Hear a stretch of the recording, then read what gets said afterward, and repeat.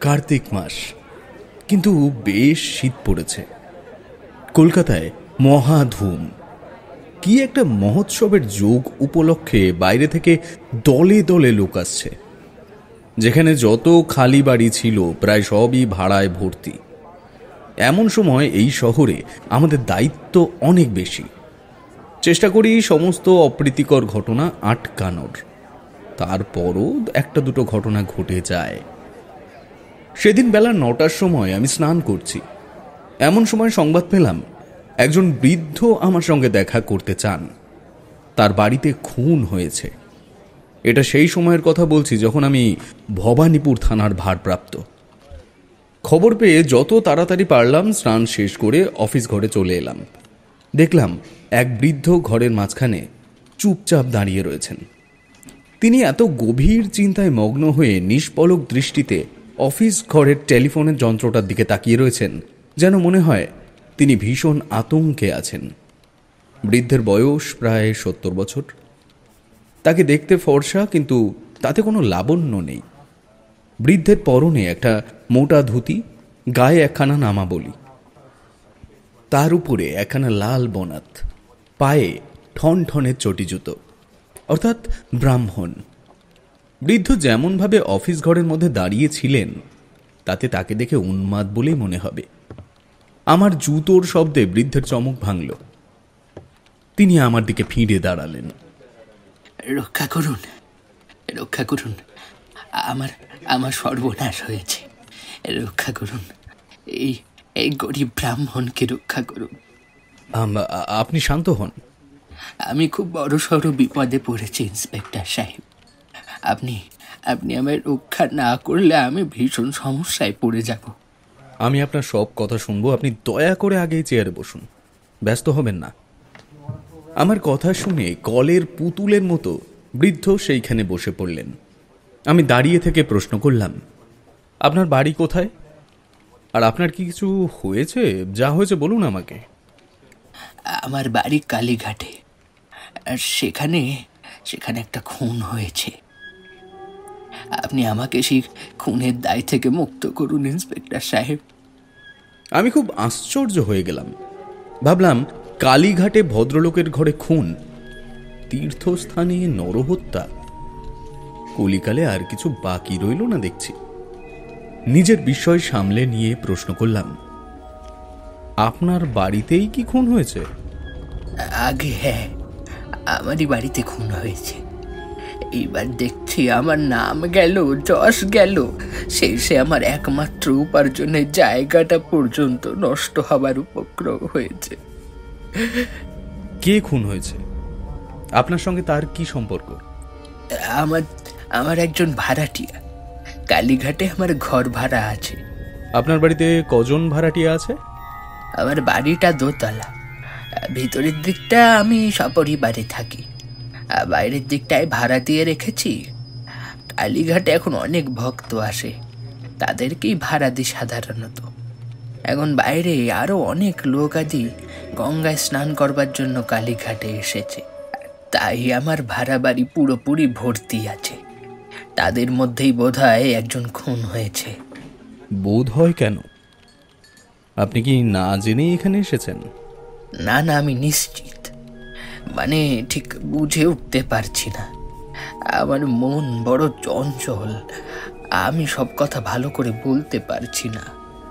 আচ্ছা, আপনি স্থির হয়ে বসে আমায় সব কথা গুছিয়ে বলুন। যদি আপনি নির্দোষ হন তাহলে আপনার ভয়ের কোনো কারণ নেই। যেমনভাবে পারবো আপনাকে রক্ষা করব। আমার কথা শুনে বৃদ্ধ কিছুক্ষণ নিস্তব্ধভাবে বসে রইলেন। মনে মনে কি যেন ভাবছেন। মনে হয় নিজের মস্তিষ্ক শান্ত করে বক্তব্যগুলো গুছিয়ে নিচ্ছেন। অবশেষে নীরবতা ভঙ্গ করে একটু অপ্রত্যাশিতভাবে বললেন, জগদীশ্বর আপনার মঙ্গল করবেন। আমি বৃদ্ধ ব্রাহ্মণ, আপনার বাবার মতন। দেখবেন দেখবেন আমার কথা ঠিক ফলবে। অসংখ্য ধন্যবাদ। আগে আপনার সমস্ত কথা, সমস্ত সমস্যাগুলো শুনে নেওয়ার দরকার। ঠিক কি কি হয়েছে একটু বলবেন ভালো করে, না হলে বুঝতে সমস্যা হবে। হ্যাঁ, সেটাই বলি সবার আগে। গতকাল বেলা প্রায় 4টের সময় এক ভদ্রলোক সস্ত্রীক আমার বাড়িতে উপস্থিত হন এবং একটা ঘর ভাড়া নেবেন বলেন। সব শুদ্ধ 16টা ঘর আমি ভাড়া দিই, উপরে 8টা, নিচে 8টা। ঘর ছোট হলেও বেশ পরিষ্কার পরিচ্ছন্ন। নিচের সমস্ত ঘর ও উপরে 6টা ঘর আগেই ভরে গেছিল। তারা ফাঁকা ঘর দুটোর মধ্যে একটা নিলেন। 3 জনের জন্য 5 টাকা ভাড়া নেব বলে জানালাম। তিনি ভাড়া অগ্রিম দিলেন। ঘরখানির চাবি তাহার হাতে দিয়ে আমি চলে এলাম। আজ বেলা 7টার পর আমি তার ঘরের সামনে বারান্দার ভিতর দিয়ে বাইরে এসে দেখি ঘরের দরজা তখনও বন্ধ। আমি খুব অবাক হলাম স্যার। সকালে যেখানে গঙ্গা স্নান করতে এসেছেন সেখানে এরা এত ভোরবেলা অবধি ঘুমোচ্ছে। অবশ্য হতেও পারে খুব ক্লান্ত হয়ে একটু বেলা অবধি ঘুমোচ্ছে। এই ভেবে চলে আসছি, এমন সময় দরজার চৌকাঠের নিচে জল বেরোনোর গর্ত দিয়ে দেখলাম। কি দেখলেন? রক্ত, রক্তের একটা ধারা দেখতে পেলাম। আমার কেমন সন্দেহ হলো। আমি সেখানে বসে ভালো করে সেই গর্তটা পরীক্ষা করলাম। হ্যাঁ, রক্তই ছিল। আমার ভয় হলো, দরজায় ধাক্কা দিলাম, এমনকি তাদের নাম ধরে ডাকতে লাগলাম, কিন্তু ভিতর থেকে কোনো উত্তর পেলাম না। দেখতে দেখতে বাকি ঘরের অনেকেই বেরিয়ে এলো। সকলে মিলে চিৎকার করে তাদের ডাকলো, কিন্তু আশ্চর্যের বিষয় ভিতর থেকে কোনো উত্তর পাওয়া গেল না। একজন দরজা ভাঙার পরামর্শ দিল। আমি বারণ করলাম। ভাবলাম আপনারা এসে যা ইচ্ছে করবেন, এখন আপনি ভরসা। আজ আমার বাড়িতে যা হলো তাতে মনে হয় না আর কেউ কোনো ঘর ভাড়া নেবে বলে। এই বলে বৃদ্ধ থামলেন।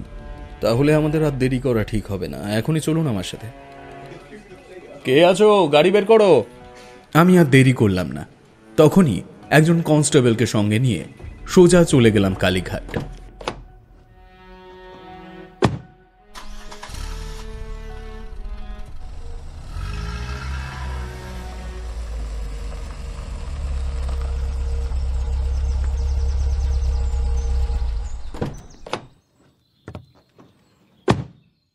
যখন আমরা বৃদ্ধের বাড়িতে পৌঁছালাম তখন বেলা 11টা বেজে গিয়েছে। নকুলেশ্বর তলা থেকে বৃদ্ধের বাড়ি প্রায় 5 মিনিটের পথ। বাড়িটা দেখতে প্রকাণ্ড কিন্তু পুরাতন। তার দুই পাশে ফাঁকা মাঠ। সেখানে পৌঁছতেই বৃদ্ধ আমাকে উপরে নিয়ে গেলেন এবং যে ঘর থেকে রক্ত বেরোচ্ছিল তার সামনে গিয়ে দাঁড় করালেন। আমি কিছুক্ষণ সেই রক্ত চিহ্ন লক্ষ্য করে দরজায় আঘাত করলাম। ভিতর থেকে কোনো উত্তর এলো না। সকাল থেকে এতজন ডাকার পরেও উঠছে না, তার মানে দরজা ভাঙতে হবে। আচ্ছা আচ্ছা, আমি আমি আমি চেষ্টা করছি। না না না, দরজা ভাঙবেন কেন? এই জনসমাগমের মধ্যে কলকাতায় আমি দরজা সারাবো কেমন করে? এখন তো সবাই ব্যস্ত। দরজা ভাঙবো না বলছেন? এই তুমি চুপ করো। আপনার দরজা না ভাঙলে ভিতরের মরা উদ্ধার করা তো সম্ভব নয়। আপনি দুটো দরজার মায়া করে নিজের বিপদ বাড়াতে চান? না না। বৃদ্ধের আপত্তি সত্ত্বেও দরজাটা ভাঙা হলো। বৃদ্ধের বাড়িটা পুরনো, দরজা ভাঙতে বিশেষ কষ্ট হলো না। তারপর ভিতরে ঢুকে যা দেখলাম তাতে রীতিমতো চমকে গেলাম। মেঝের উপর এক যুবক চিত হয়ে পড়ে আছে। বুকে একটা ছোট্ট ছুরি বিঁধে আছে। সেই ক্ষত দিয়ে রক্তের একটা প্রবাহ বাইরের দিকে চলে গেছে। ঘরটা ছোট হলেও ঘরের দুটো জানালা। দেখলাম তার একটা খোলা, অপরটা বন্ধ। লোকটার সমস্ত শরীর আড়ষ্ট হয়ে গেছে। গভীর ক্ষত থেকে রক্ত বেরোনো বন্ধ হয়ে গেছে। যুবকের গলায় একটা দড়ি সজোরে বেঁধে রেখেছে কেউ। দেখে বোঝা যায় এতেই দম আটকে তার মৃত্যু হয়েছে। লোকজনের ভিড় সরিয়ে দিয়ে দরজা বন্ধ করে বৃদ্ধকে জিজ্ঞেস করলাম, সদানন্দবাবু, আপনি ভিতরে আসুন, কয়েকটা প্রশ্ন করার আছে। আপনি ছাড়া এখানে আপনার আর কে কে আছে? আমার স্ত্রী, একমাত্র পুত্র ও এক বিধবা কন্যা। এছাড়া একজন চাকর ও 5 জন দাসীও এখানে থাকে। 5 জন দাসী? কেন? আপনার পরিবার তত বড় নয়, 5 জন দাসীর প্রয়োজন কি? তারা কেবল আমার সেবার জন্য নয়, এই ভাড়াটিও অতিথিদের দেখভাল করার জন্য তাদের প্রয়োজন। দাসীদের বেতন দিতে হয় না, তারা কেবল আমার বাড়িতে দুবেলা খায়। তাছাড়া অতিথিদের কাজ করে তারা বেশ 2 পয়সা কামায়। ওরা থাকে কোথায়? এই বাড়িতেই। যে সকল যাত্রী প্রায় আমার এখানে এসে থাকেন, তাদের অধিকাংশই খাওয়া দাওয়া করে সন্ধ্যাবেলা চলে যায়, সুতরাং 5-6 জনের জায়গা হয়ে যায়। বুঝলাম। আচ্ছা, এই যুবকের নাম কি জানেন? ওর নাম আহ, ওর নাম হ্যাঁ, বগলাচরণ মিত্র, জাতিতে কায়স্থ। ভালো কথা, এতক্ষণ আমার খেয়াল করিনি। এরা স্ত্রী কোথায় গেলেন? প্রশ্নটা আমার মনেও এসেছিল। যুবক যে বিবাহিত সেটা আমি ভুলিনি। কিছুক্ষণ ভেবে আমি ব্রাহ্মণকে জিজ্ঞেস করলাম, স্ত্রী? হ্যাঁ, স্ত্রী। তিনি গেলেন কোথায়? তার বয়স কত? আন্দাজ 17 হবে। এই খুনকে সামান্য ব্যাপার মনে করবেন না, এর মধ্যে কোনো গভীর রহস্য আছে। যুবতী হয় পালিয়েছে বা কেউ অপহরণ করেছে। হ্যাঁ, বলেন কি? খুনি কি করে ঘর থেকে বের হলো সেটাই তো বুঝতে পারলাম না। আর কোন পথ দিয়েই বা মেয়েটিকে অপহরণ করলো? আপনি নিজেই দেখলেন ঘরের দরজা ভিতর থেকে বন্ধ ছিল। আমি বৃদ্ধের কথায় কোনো উত্তর না করে ঘরের মেঝেটা ভালো করে পরীক্ষা করলাম। যা দেখলাম তাতে বেশ অবাক হলাম। দেখলাম মেঝের অস্পষ্ট ধুলোর ওপর 3 জনের পায়ের ছাপ। ঘরে যখন 2 জনেরই বেশি লোক ছিল না, তখন 3 নম্বর পায়ের ছাপ কার? সবচেয়ে ছোট পায়ের ছাপ দেখে বুঝলাম এটা ছেলেটার স্ত্রীর পা। পায়ের মাপ আন্দাজ করে বুঝলাম মাঝারি আকারের পায়ের ছাপ ওই যুবকের। তাহলে এই বড় পায়ের ছাপ কার? মেয়েটি বা কোথায় গেল? তবে কি সেই স্বামীকে খুন করে পালিয়েছে? কি করেই বা সে ঘর থেকে পালালো? ঘরের দরজা ভিতর থেকে বন্ধ ছিল। আরো একটা ব্যাপার লক্ষ্য করলাম, এই দারুণ শীতে ঘরের জানলা খুলে কেউ শোবে না। নিজের সন্দেহ দূর করতে জানলার কাছে গিয়ে দেখলাম, দেখে তো মনে হচ্ছে এখান দিয়েই পালিয়েছে 2 জন। জানলা দিয়ে? এও সম্ভব? হ্যাঁ, আপনার পুরনো বাড়ি, জানলার গড়াত আলগা। ইচ্ছা করলে সেটাকে খোলা যায় এবং এখান দিয়ে অনায়াসে একজন লোক বেরোতে পারবে। এই দেখুন, একগাছি শক্ত দড়িও বাঁধা আছে। দড়িটা সাধারণ নয়, এর মধ্যে মধ্যে গ্রন্থি দেওয়া ছিল। এই দড়ি বেয়েই কোনো বাইরের লোক ঘরে ঢুকেছিল। বাড়িটা দ্বিতল বটে, কিন্তু খুব পুরনো। আজকাল একতলা বাড়ি যত উঁচু হয়, এই বাড়িটাও তেমনই। সুতরাং সেই ঘর থেকে যে কোনো লোক দড়ি বেয়ে পালাতে পারে। জানলার পাশেই বাগান। আচ্ছা, অপরাধী যে কজন ছিল সবাই বাগান দিয়ে সম্ভবত পালিয়েছে। একটু কি বাগানটা দেখা যাবে? হ্যাঁ হ্যাঁ, নিশ্চয়ই। আসুন আসুন আমার সাথে। হ্যাঁ, চলুন তাহলে। এই কনস্টেবল, দরজায় দাঁড়িয়ে থাকো, কাউকে ভিতরে আসতে দেবে না। বাগানে গিয়ে দেখলাম তার অবস্থা অতি শোচনীয়। বাগানে অনেক গাছ, একটা পুকুরও ছিল, তবে তার ঘাট ও সিঁড়ির অবস্থা আরো ভয়ানক। বাগানের চারিদিকে রাং চিত্রের বেড়া, কিন্তু তাও মধ্যে মধ্যে ভেঙে গেছিল।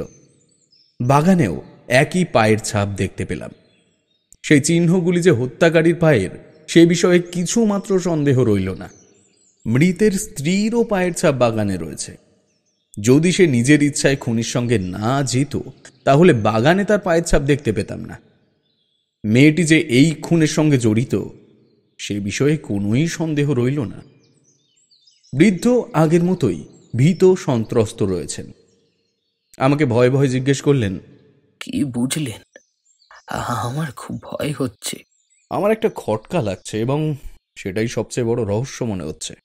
কি দারোগা বাবু? ঘরে 2 জন ঢুকেছিল প্রথমে, তারপরে রাতে তৃতীয় কোনো লোক এই পথ দিয়ে এসেছে, অর্থাৎ আপনার বাগানের পথ দিয়ে এসে ওই দড়ি দিয়ে উঠে নিজের কাজটা শেষ করেছে। আচ্ছা, আপনি একটা জিনিস বলুন তো। কি? আপনি তো বললেন আপনার সব ঘরেই লোক রয়েছে। যদি লোকটাকে খুন করাই হয়ে থাকে, তাহলে লোকটা চিৎকার সকলে শুনতে পেত, তাই নয় কি? হ্যাঁ, কিন্তু আমি কোনো শব্দই শুনতে পাইনি। অবশ্য বাকি ঘরের লোকের ব্যাপার জানি না আমি। আচ্ছা, তাহলে বাকিদের সঙ্গে একটু কথা বলা যাক। বাড়ির সকলকেই জিজ্ঞেস করা হলো যে তারা রাতে কোনো অদ্ভুত শব্দ শুনেছে কিনা, কিন্তু সেখানেও হতাশ হলাম। রাতে কেউই কিছু শোনেনি। অর্থাৎ লোকটার মৃত্যুতে তার স্ত্রীর হাতও আছে। সম্ভবত মৃত্যুর আগে লোকটাকে কোনোভাবে অজ্ঞান করে দেওয়া হয়েছিল। আমি আবার ঘরে এলাম। লোকটার জিনিসপত্রগুলো কি তল্লাশি করেছো? না, আপনার আসার অপেক্ষা করছিলাম। আচ্ছা, ভালো করে দেখো তো কি পাওয়া যায় দেখি।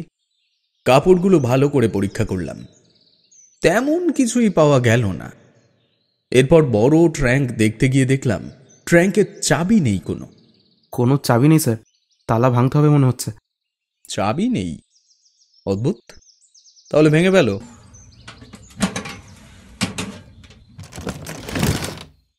অগত্যা ট্র্যাঙ্কটা ভেঙে ফেললাম। দেখলাম তার মধ্যে দুটো শাড়ি, একটা নতুন গামছা, কয়েকখানা চিঠির কাগজ, 10-12টা খাম ও টিকিট এবং একটা ছোট ক্যাশ বাক্স। ক্যাশ বাক্সটা খোলাই ছিল। দেখলাম তার ভিতরে একটা পয়সাও নেই। টাকা, গয়না সব কিছুই নিয়েই পালিয়েছে ওরা। আচ্ছা, এবার ঘরটা ভালো করে খুঁজতে থাকো। ছোটখাটো যা কিছু পাবে আমায় দেখাবে। কিছুক্ষণ পরীক্ষা করবার পর ঘরের এক কোণে একটা পোড়া মোমবাতি, একটা দেশলাইয়ের টুকরো আর কয়েকটা পোড়া কাগজ দেখতে পেলাম। কতগুলো খুব সাবধানে হাতে তুলে নিয়ে জানলার কাছে চলে এলাম। বেশিরভাগটাই পুড়ে গেছে। সামান্য কিছু জায়গায় একটু লেখা বোঝা যাচ্ছে, যদিও খালি চোখে সেটা ভালো করে পড়া সম্ভব নয়। ওটা কি? কিছু কি বুঝতে পারলেন? আমার যে বড় দুশ্চিন্তায় হচ্ছে। আহা, আপনি শান্ত হন, আমরা দেখছি তো। কিন্তু এতক্ষণ ধরে তো শুধুই দেখে যাচ্ছেন, কি কি জানতে পারলেন? কে করেছে এই খুন? এখন আমায় কোনো কথা জিজ্ঞেস করবেন না। শীঘ্রই এই রহস্য ভেদ করব, তখন সমস্ত ব্যাপার জানতে পারবেন। এরপর আমি মৃতদেহ সরকারি ডাক্তারের কাছে পাঠিয়ে দিলাম। বাকি প্রশ্নের উত্তর পাওয়া যাবে পোস্টমর্টমের পরে। মৃতদেহ পোস্টমর্টমে পাঠানো হলো। এরপর আমি বৃদ্ধকে বললাম, পাশের ঘরে যে ভদ্রলোক আছেন ওনাকে ডাকুন একটু। আমি যখন এসেছিলাম তখন ওই ঘর বাইরে থেকে তালা দেওয়া ছিল। এখন দেখছি সেই তালা নেই, দরজা ভেতর থেকে বন্ধ। হ্যাঁ, ওনারা মনে হয় এসেছেন, আমি ডাকছি। কিছুক্ষণ পর ভদ্রলোককে ডেকে আনা হলো। তিনি উত্তেজিত হয়ে প্রথমে আমার সঙ্গে কথা বলবেন না বলে ঠিক করেছিলেন। হয়তো পুলিশ বলেই ভয় পেয়েছেন। অগত্যা বলতে বাধ্য হলাম, আপনার ভয়ের কোনো কারণ নেই। গোটাকত কথা জিজ্ঞাসা করবার জন্যই আপনাকে এখানে আসতে বলেছিলাম। তিনি আমার কথার কোনো উত্তর দিলেন না। আমি তখন জিজ্ঞেস করলাম, আপনার নাম? আমার নাম সুধীরচন্দ্র মুখোপাধ্যায়। নিবাস? পলাশবাড়ি, ঢাকা। কি বলেন মশাই, পলাশবাড়ি? আগে হ্যাঁ, কেন বলুন দেখি? আপনি আমার কথায় এত অবাক হইলেন? এই ঘরে যে লোক ছিল তারও বাড়ি ওই গ্রামে। আমার বোধ হয় তিনি আপনার পরিচিত। বাবুটার নাম কি? বগলাচরণ মিত্র। বগলাচরণ খুন হয়েছেন? হায় হায়, কি সর্বনাশ! হ্যাঁ, তিনি যে সম্প্রতি দ্বিতীয়বার বিয়ে করেছেন। হ্যাঁ হ্যাঁ, তবে কি তার সঙ্গে যে মেয়েটা এখানে এসেছিল, সে প্রথম পক্ষের স্ত্রী নয়? আজ্ঞে না। আমিও প্রথমে সেটাই ভেবেছিলাম। আপনার এরকম সন্দেহের কারণ কি? যুবকের বয়স ও স্ত্রীর বয়সের অনেক পার্থক্য। যুবকের বয়স 40, কিন্তু যুবতীর বয়স 17 বছরের বেশি নয়। তবে কি ওর স্ত্রীও এখানে এসেছিলেন?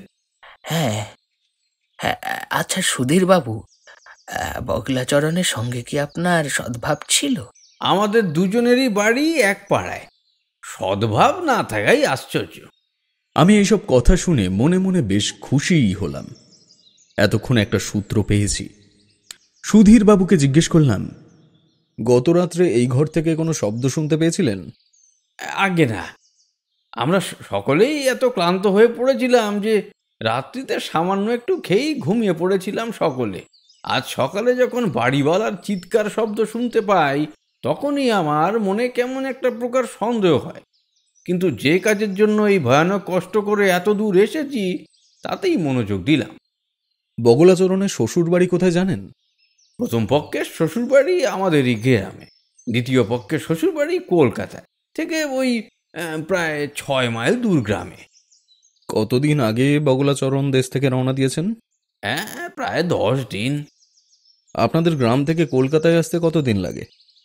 3 দিন মাত্র, কিন্তু বিশেষ চেষ্টা করলে 2 দিনেও আসা যায়, তবে সেটা খুব কষ্টের ব্যাপার। শুনলাম বগলাচরণও গতকাল বেলা 4-5টার সময় এখানে আসেন। যদি তিনি 10 দিন আগে আপনাদের গ্রাম থেকে রওনা দেন, তবে তিনি এতদিন ছিলেন কোথায়? তার শ্বশুরবাড়িতে থাকাই সম্ভব। কেমন করে জানলেন?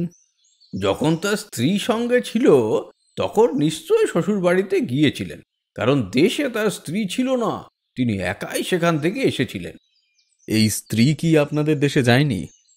হ্যাঁ, গেছিল বই কি, কিন্তু সেখানে বেশি দিন ছিল না। কতবার সেখানে গিয়েছিল? 2 বার মাত্র, কিন্তু বোধহয় প্রতিবারে 1 মাসের বেশি ছিল না। কতদিন হলো বগলাচরণ এই বিয়ে করেছেন? 2 বছর।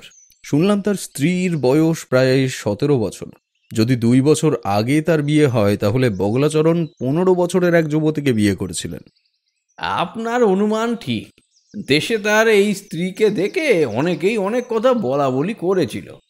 মেয়েটির চরিত্র কেমন ছিল জানেন কিছু? যা শুনেছি তা বড় ভয়ানক শুনেছি মশাই। তার কাজের জন্য তার বাবার মুখ দেখার জো ছিল না। মেয়ের বিয়ে হয়ে গেলে পাড়ার অনেকেই খুব হাসাহাসি করছিল, অনেকে গালমন্দ করছিল, মানে বুঝতেই পারছেন। সেসব ভাষা আমার মুখে আনা সম্ভব না। সেসব কথা আপনি কেমন করে জানলেন? আমি ওর বিয়ের সময় বরযাত্রী হয়ে ওই গ্রামে এসেছিলাম। গ্রামের লোকেদের ব্যঙ্গে শুনে আমি তো প্রায় স্তম্ভিত হয়ে গিয়েছিলাম। মোট কথা, মেয়েটার চরিত্র কোনো মতেই সুবিধের না। কি বলছিল তারা? আমরা বেরাম্বন মানুষ, ওসব কুৎসিত কথাবার্তা মুখে আনাও পাপ আমাদের জন্য। আপনি এইটুকু জেনে রাখুন, মেয়েটিকে পাড়ার লোক কোনো গণিকা থেকে কম মনে করে না। আমারও তাই মনে হচ্ছিল। আপনি আসুন আমার সাথে। এই বলে আমি সুধীর বাবুকে সঙ্গে নিয়ে মৃতদেহ শনাক্ত করবার জন্যে মর্গে চলে এলাম। তিনিও বগলাচরণকে চিনতে পারলেন। যখন থানায় ফিরে আসলাম, তখন বেলা প্রায় 3টে। বলাই বাহুল্য, তখনও পর্যন্ত আমার লাঞ্চ হয়নি। খাওয়া দাওয়া শেষ করে সেই পোড়া কাগজগুলো নিয়ে পরীক্ষা করতে লাগলাম। এর মধ্যেই সরকারি ডাক্তারের রিপোর্ট চলে এলো। কি বুঝছেন স্যার? রিপোর্ট পড়ে যা বুঝছি, ছোড়াটা বগলাচরণের হৃৎপিণ্ড ও ফুসফুস ভেদ করে গেছে। মানে আঘাত এত জোরে হয়েছিল যে ছোড়াটা বুক ভেদ করে একেবারে হৃৎপিণ্ডে আঘাত করেছে। বাবা, কি বিষাক্ত মেয়ে! মনে কোনো দয়া মায়া নেই? না না, এক সামান্য মেয়ের পক্ষে এরকম আঘাত করা সম্ভব না। নিশ্চয়ই কোনো ছেলে বগলাচরণকে হত্যা করেছে। ছেলে? কিন্তু ঘরে তো 2 জন ছিল যে। আমার কথা তাহলে তুমি মনে হয় কানে নাওনি। রাতে ওই ঘরে 3য় ব্যক্তির প্রবেশ ঘটেছিল। না হলে বগলাচরণের মতো এমন সুপুরুষকে একটা মেয়ে কখনোই একা ধরাশায়ী করতে পারবে না।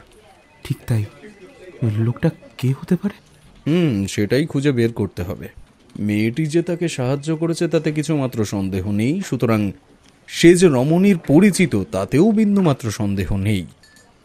পরিচিত? এমন লোককে? হয়তো কোনো গোপন প্রেমিক। কিন্তু সে বগলাচরণকে খুন করলো কেন? গোপন প্রেমিক হলেই কি স্বামীকে খুন করতে হবে নাকি? বিশেষত যখন মেয়েটি শ্বশুর বাড়িতেই যেত না, তখন তার স্বামী থাকতেও তার প্রেমিকের বিশেষ কোনো ক্ষতি ছিল না। ঠিক তাই। তাহলে? আচ্ছা, তুমি যাও এখন, পরে দরকার হলে ডেকে নেব। আচ্ছা স্যার। কনস্টেবলকে বিদায় দিয়ে আমি সেই আঁক পোড়া কাগজগুলোকে নিয়ে পরীক্ষা করতে লাগলাম। আণুবীক্ষণিক যন্ত্রের সাহায্যে অনেক কষ্টে কিছু কিছু পড়তে পারলাম। যা বুঝলাম তাতে সত্যিই অবাক হলাম। সব শুদ্ধ 2টি কাগজ ছিল। একটার লেখা একেবারে পুড়ে গেছিল, সুতরাং তার পড়তে পারলাম না। আরেকটার অর্ধেকটা পুড়ে ছিল। চিঠিগুলো যে রমণীর প্রেমিকার লেখা, সেই বিষয়ে কোনো সন্দেহ রইল না। যে অংশ পড়তে পারলাম তাতে লেখা ছিল, বাসা আমার জানা আছে, ধারের ঘর ভাড়া পাইয়া ভালোই হয়েছে, আর আজই রাত্রি 1টার সময় হবে, ঘুমোলে সুবিধা, একটা দড়ি লাগবে, ধারালো ছুরি আছে, তোমার সুধাংশু। আচ্ছা, চিঠিটা পড়ে আমি অনেকটা বুঝতে পারলাম, কিন্তু অবশিষ্ট অংশ কিভাবে পাবো সেটা বুঝে উঠতে পারলাম না। এই সুধাংশুই যে বগুলাচরণকে হত্যা করেছে তাতে কিছু মাত্র সন্দেহ নেই, কিন্তু তাকে পাবো কোথায়? সুধীর বাবুর মুখে যা শুনলাম তাতে ওই বড় গ্রামে মেয়েটিকে খুঁজবো কিভাবে, বিশেষত যখন তার নামটাই আমার জানা নেই। নামহীন এক মহিলার ঘর খুঁজে পাবার আশা একটা কঠিন ব্যাপার। গোপন প্রেমিক ও রমণী যে একই গ্রামের সে নিয়ে কোনো সন্দেহ নেই। অগত্যা সুধীর বাবুর সঙ্গে সাক্ষাৎ করা ছাড়া আর কোনো উপায় রইল না। বিকেল 4টে বেজে গেছে, সূর্য প্রায় নিভু নিভু। একটু বিশ্রাম নিয়ে আমি যখন সুধীর বাবুর সঙ্গে দেখা করতে গেলাম তখন প্রায় 7:30 বাজে। উনি বাসায় সেখানে ছিলেন না, তবে 1 ঘন্টা অপেক্ষা করার পর তিনি এসে আমাকে দেখে বেশ অবাক হলেন। নমস্কার ইন্সপেক্টর বাবু, এখনই কোনো সন্ধান পেলেন? আশা করছি খুব তাড়াতাড়ি পেয়ে যাব। এখন আপনাকে 2-1টা কথা জিজ্ঞেস করতে এলাম, কোনো সমস্যা নেই তো? আমার কাছে কি এমন কথা আপনি জানতে চান বলুন, জানলে আমি অবশ্যই বলবো। আপনি তখন বলেছিলেন যে আপনি বগুলাচরণের দ্বিতীয় পক্ষের শ্বশুর বাড়ি জানেন, কোনোভাবে আমাকে বাড়িটা দেখিয়ে দিতে পারেন? নিয়ে যেতে পারি, তবে এই যোগের দিন অবধি আপনাকে অপেক্ষা করতে হবে। যেটার জন্য এত দূর আসা সেটা ভঙ্গ করে আপনাকে সাহায্য করতে আমি পারবো না।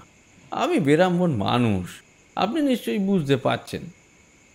আমাকে বাধ্য হয়েই যোগের দিন পর্যন্ত অপেক্ষা করতে হলো। যোগের পরদিন সুধীরবাবুকে সঙ্গে নিয়ে আমি সেই গ্রামে চলে গেলাম। সুধীরবাবু আমাকে বগুলাচরণের শ্বশুর বাড়ি দেখিয়ে দিলেন। সেখানে খোঁজ খবর নিয়ে জানতে পারলাম যে কয়েকদিন আগেই বগুলাচরণ নিজের শ্বশুর বাড়ি এসেছিল।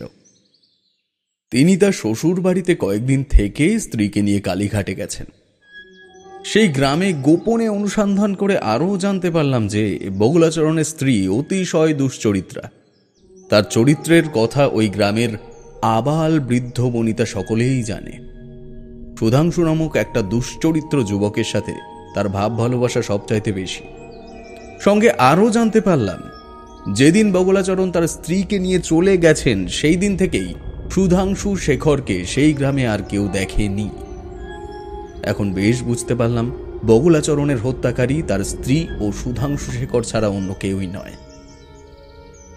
এখন ওদেরকে যে করেই হোক খুঁজে বার করতে হবে। ওই প্রেমিকের নামটা কি যেন স্যার?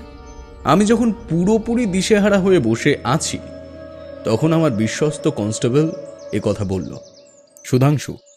আপনার কথা অনুযায়ী ওরা ভাবছে যে কলকাতাতে লুকিয়ে থাকা সহজ ব্যাপার, কিন্তু খুঁজতে লাগলে কলকাতায় কেউই সুরক্ষিত নয়। তাই হয়তো ওরা কলকাতা থেকে পালিয়েছে। তো তোমার কি মনে হচ্ছে, আমি কি ভুল ভাবছি?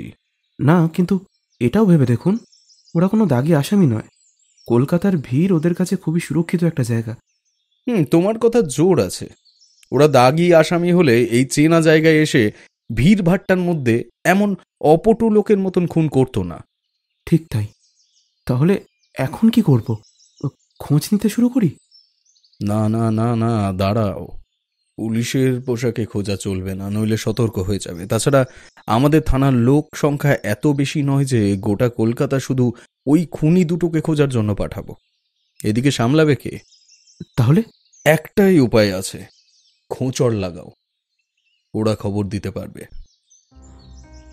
কয়েকদিন পর খবর পেলাম কলকাতার একজন ক্ষমতাশালী গুন্ডার বাড়িতে দুজন অদ্ভুত লোকের আবির্ভাব ঘটেছে। তাদের গতি প্রকৃতি খুব সন্দেহজনক। যে বাড়িতে তারা উঠেছে সেই বাড়ির ঘরের দরজা প্রায়ই খোলা হয় না ও অপর কোনো লোক তাদেরকে তেমনভাবে দেখেওনি। এই বাড়ির ওপরে কেবলমাত্র 2টি ঘর, তার একটাতেই সেই দম্পতি রয়েছে। ওই বাড়ির ভেতরে লোক পাঠিয়ে আগন্তুকদের সন্ধান নেবার জন্য অনেক চেষ্টা করলাম, কিন্তু সফল হলাম না। একবার ভাবলাম সরাসরি ওই বাড়িতে ঢুকে দেখি যে ওতে কারা রয়েছে। আবার ভাবলাম যার বাড়িতে ঢুকবো সে নিজে প্রভাবশালী গুন্ডা, তার বাড়িতে ঢুকে যদি কাউকেই না পাই তাহলে আমাকেই সমস্যায় পড়তে হবে। আর যদি ম্যাজিস্ট্রেটের থেকে সার্চ ওয়ারেন্ট নেওয়ার চেষ্টা করি তাহলে সে কথা রাষ্ট্র হয়ে যাবে। একবার যদি সে কোনোভাবে জানতে পারে তাহলে ওদেরকে আর ধরা যাবে না। অনেক ভেবে একটা প্ল্যান মাথায় এলো। আমি আমার কনস্টেবলকে বললাম, এদিকে এসো, একটা কথা বলার আছে তোমায়। খুনির খোঁজ পেয়েছি, তবে তাকে ধরা খুব দুষ্কর, সুতরাং তোমার সাহায্য লাগবে। শুধু এক কথা কারোর 5 কান করবে না। আচ্ছা, মা কালী দিব্যি, কেউ জানবে না। কনস্টেবলকে যা বলার বললাম। কয়েকদিনের মধ্যেই আমার কথা মতন সে খুঁজে বার করলো এক বুদ্ধিমতী ও চালাক বারবনিতা, নাম রাধা। তাকে কিছু টাকা পয়সা দিয়ে যা যা করতে হবে সব বুঝিয়ে দিলাম। এবার শুরু হলো প্ল্যান অনুযায়ী পদক্ষেপ নেওয়া। এই গোপন অভিযানের ব্যাপারে খুব বেশি কেউ জানত না। ঠিক হলো যে কয়েকজন কনস্টেবল সঙ্গে যাবে।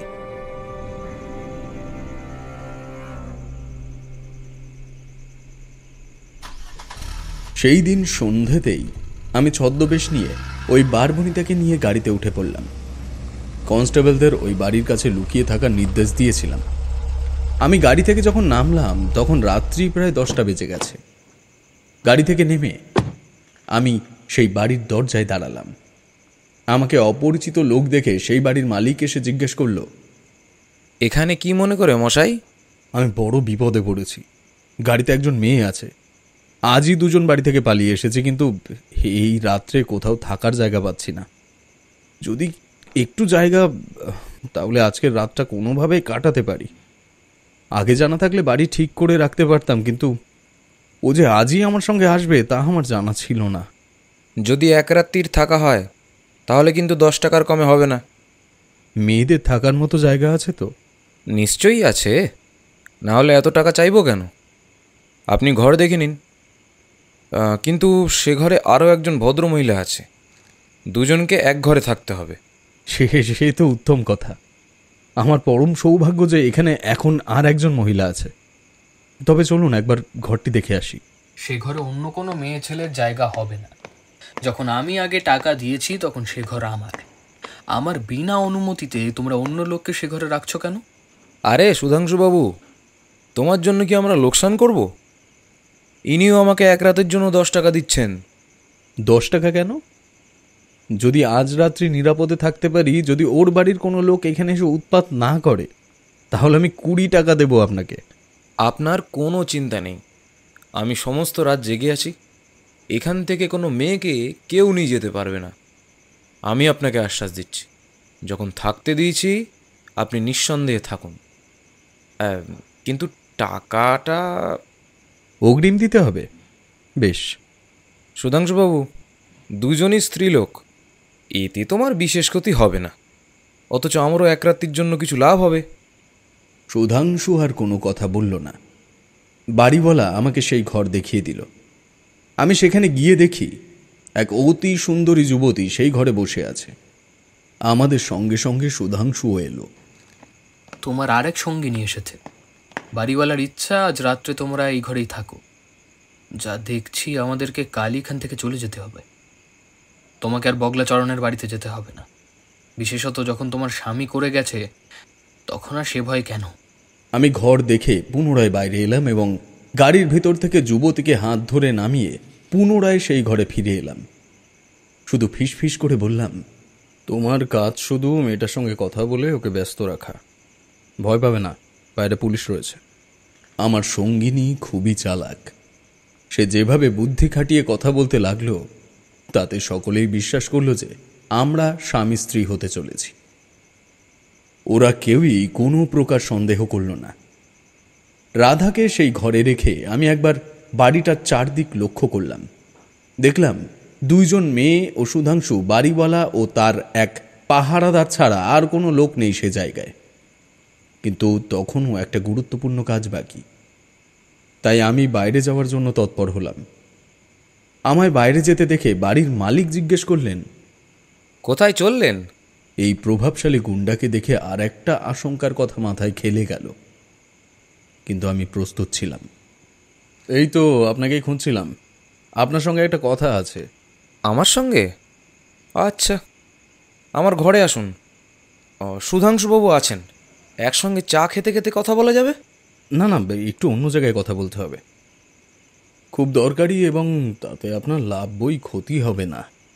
বাড়ির মালিক কিছুক্ষণ চিন্তা করলেন, তারপর বললেন, ও আচ্ছা আচ্ছা, এক কাজ করুন, এই এই বাইরে আসুন। দুজন সদর দরজা দিয়ে বাইরে বেরিয়ে এলাম। আপনাকে আমি খুব ভালো করেই চিনি, কিন্তু আজকে আপনাকে একটা সাহায্য করতে হবে আমায়। কি সাহায্য? ভয় পাবেন না, একটা ছোট্ট মিথ্যে কথা বলেছি।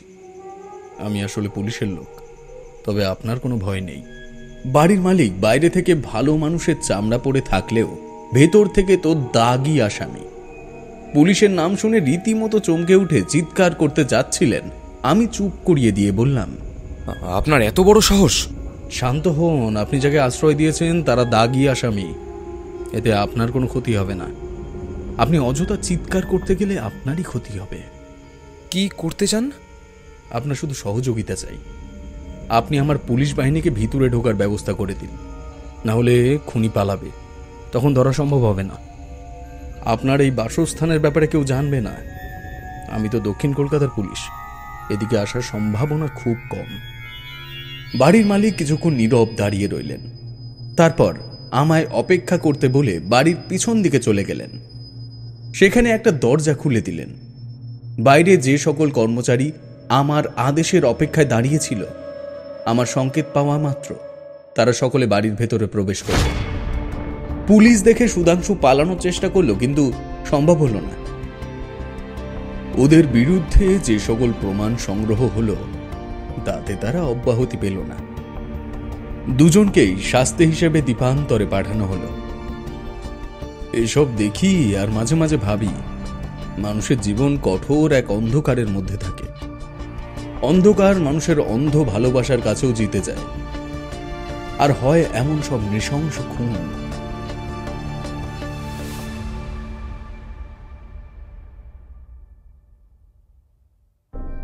নমস্কার, রাজদেবী 2.0-তে আজকে আপনারা শুনলেন দারোগার দপ্তর থেকে গোয়েন্দা প্রিয়নাথের গল্প অবলম্বনে কালীঘাটে হত্যাকাণ্ড। আজকের গল্প পাঠে আমাদের সঙ্গে ছিলেন রাজপ্রতাপ বসু। অন্যান্য চরিত্রে আমি সন্তু, পার্থ এবং অর্পণ। শব্দ সংযোজন, আবহ এবং প্রচ্ছদে দাস স্টুডিওস।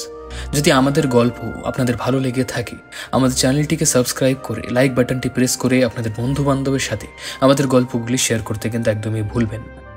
আর যদি আপনারা চান আপনাদের জন্য এমনই ভালো ভালো এবং ভিন্ন স্বাদের নতুন নতুন গল্প আমরা উপহার দিতে পারি, আমাদের আর্থিকভাবে সাহায্য করতে পারেন আমাদের ডেসক্রিপশন বক্সে দেওয়া ইউপিআই আইডির মাধ্যমে, অথবা হতে পারেন আমাদের চ্যানেলের মেম্বার, অথবা কমেন্ট বক্সের মাধ্যমে সুপার থ্যাঙ্কসে আমাদেরকে আর্থিক সাহায্য পাঠাতে পারেন। তবে আজকের জন্য এইটুকুই। দেখা হবে আরও একটি রোমাঞ্চকর গল্পের সঙ্গে, এবং আপনাদের জন্য থাকছে টান টান রোমাঞ্চকর কিছু গল্প, যেগুলো বড় বড় উপন্যাস। তাহলে দেখা হচ্ছে আরও একটি নতুন গল্পের সাথে। ততদিন সঙ্গে থাকুন, শুনতে থাকুন রাজদেবী প্রোডাকশন এবং রাজদেবী 2.0।